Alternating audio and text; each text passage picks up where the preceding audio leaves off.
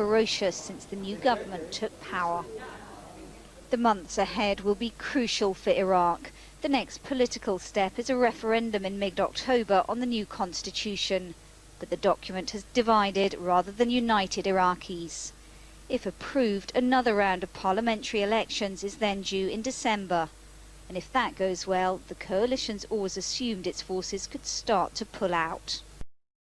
But what happened in Basra last week has ruined hopes of a smooth handover to the Iraqis. A police station, a symbol of what the British have been trying to build here, destroyed after the men inside handed British soldiers over to Shiite militiamen. And tensions building dangerously in Baghdad as well. Angry funerals today after clashes between the militia of Muqtada al-Sadr and American troops, the first such fighting in over a year. The last thing the coalition needs now is the reopening of a new front with Shiite militants. It has enough trouble dealing with the relentless wave of bombs. Tonight, the insurgency seems anything but defeated. Caroline Hawley, BBC News, Baghdad. A report will be delivered tomorrow to the British and Irish governments on the IRA's pledge to give up all its weapons. General John de Chastelain, the head of the decommissioning body, has been expected to make a statement since the IRA announced it was ending its arms struggle in July. Our correspondent, John Thorne, is in Belfast. John, how much of an indication have you been able to get there of what's going to be in this report tomorrow? This has been a very secretive operation, but de Chastelain, the retired Canadian general, has been in the country some month or so. Several locations we reckon he's gone to across Ireland, looking at IRA arms dumps. And clearly his report, we suggest, is going to say that he's satisfied that all their arms and explosives have been put beyond use.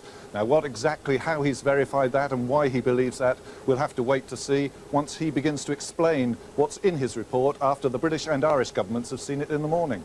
Now, John, the Unionists are saying they want photographic evidence of all this, the weapons being put beyond use. They're unlikely to get it, so are they going to be satisfied? Probably not. Already the most sceptical of them, the Democratic Unionists, have said this won't be enough, not even with the two independent witnesses, the two churchmen, a Catholic and a Protestant.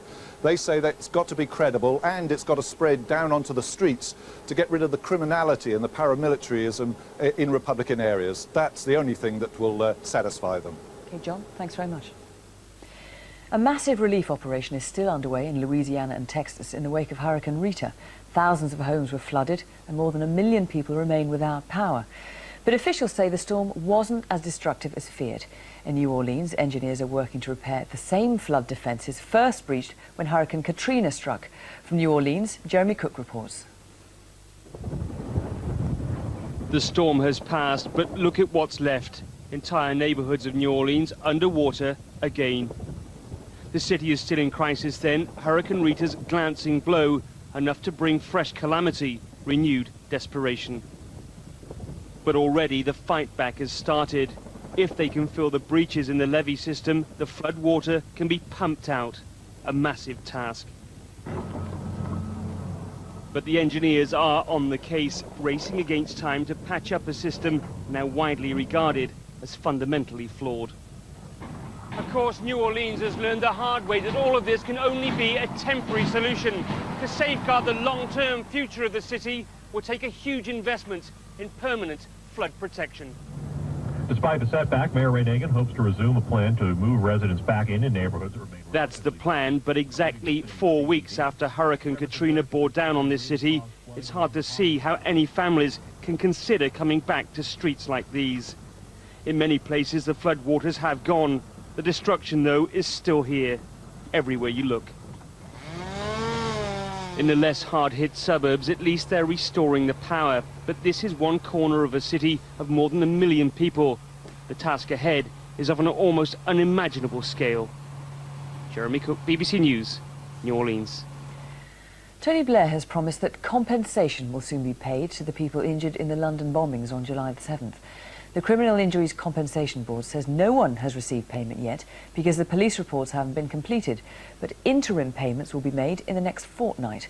Christian Fraser reports. In the corner of Dania Garodi's living room, there's a shrine to her sister Michelle. She was one of the 52 victims killed in the July bombings. She died on the Piccadilly train at Russell Square.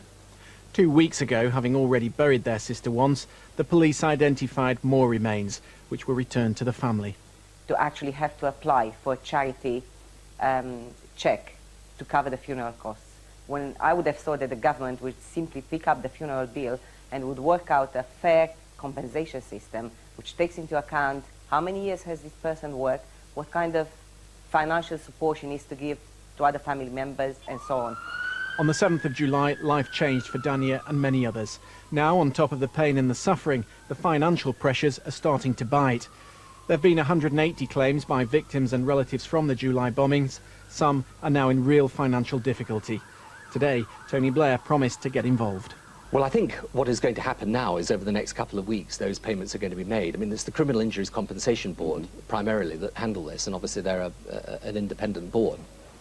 But the Compensation Authority says on average it takes 10 months to process a claim, and they're working as quickly as possible on interim payments.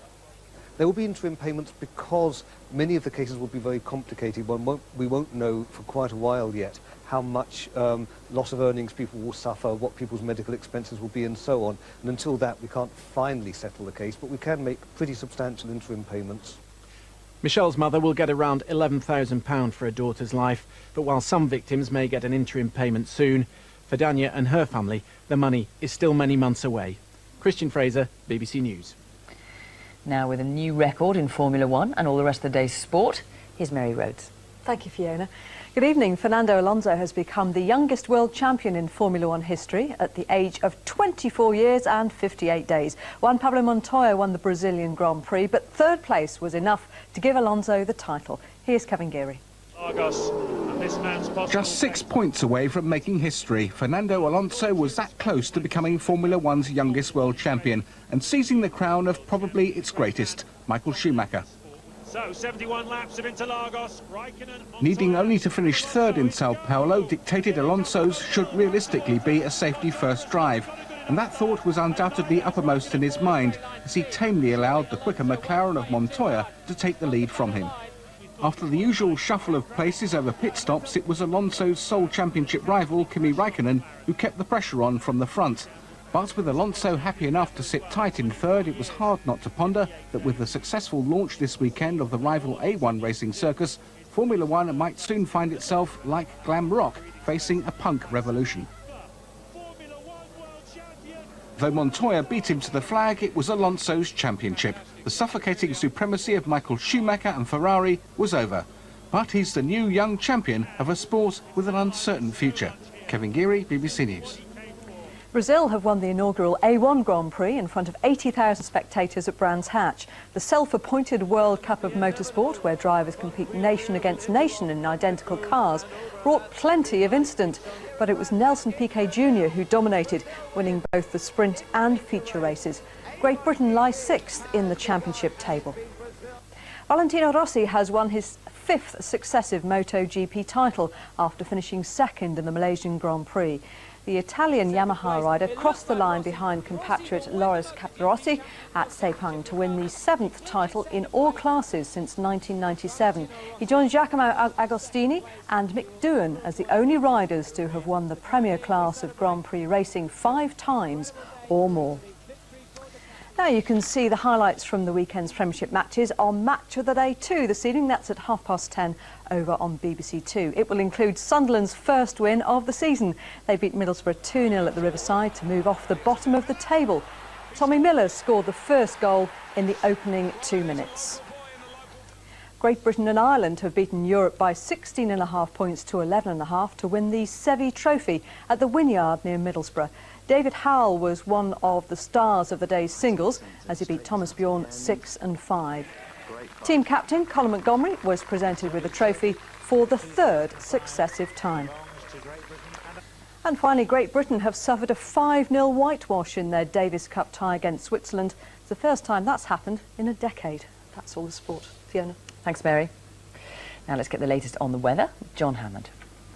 Thanks, Fiona. I think it's going to be hard to keep up with the weather through this week. We're all going to see spells of rain, followed by sunshine, followed by rain, and all brought along by a fairly gusty wind. So all go. But having said that, it won't be too bad a start across many southern and eastern parts of England and Wales through tomorrow morning. Some sunshine, a bit of a breeze, but not too bad. Some sunshine too for northeastern parts of England, perhaps eastern Scotland. But Scotland and Northern Ireland will turn increasingly cloudy, increasingly wet from the west. Some heavy rain getting into western parts of Scotland, western Northern Ireland fairly promptly, and that'll be spilling its way eastwards as we go through the day.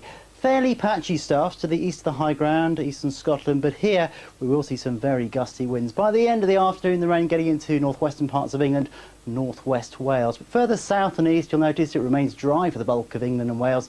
Some brightness hanging on here through the afternoon. Temperatures on the face of it not too bad, up into the mid to high teens, but there will be that gusty wind, particularly across the more northern and western areas, not feeling pleasant, especially, of course, where it's raining. And that rain will continue to track its way southwards and eastwards as we go through tomorrow evening, and by the end of the night it'll be turning up across southeastern parts of England as a narrowing band of wet weather.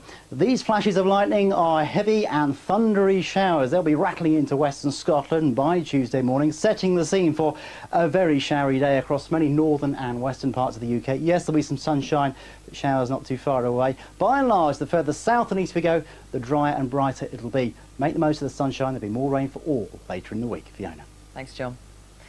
And tonight's main story, several cabinet ministers have declared Gordon Brown their choice for the next Prime Minister. Now on BBC One, the British economy has been booming in recent years, but are the good times about to end? Here's Stephanie Flanders with tonight's Panorama.